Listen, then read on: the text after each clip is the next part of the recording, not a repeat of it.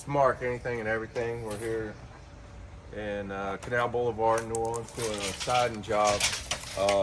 Siding, if we're matching siding, is particularly a problem after COVID. They don't make nearly as many colors, and matching the style and color can be very difficult. This particular job, it already had vinyl siding over the wood, and so it becomes a question of whether to demo the wood. And there are three things we consider when that happens.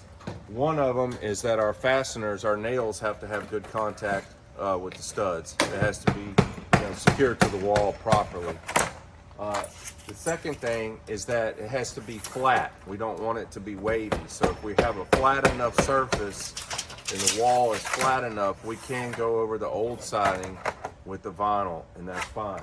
The third thing that we worry about with going over another layer of siding is the trim details on the window, because everything's going to be pushed out further, and it could end up in a real funny situation around the windows.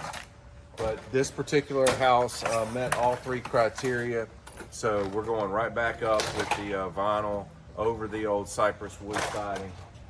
It'll completely transform this house, and very cost effective as well.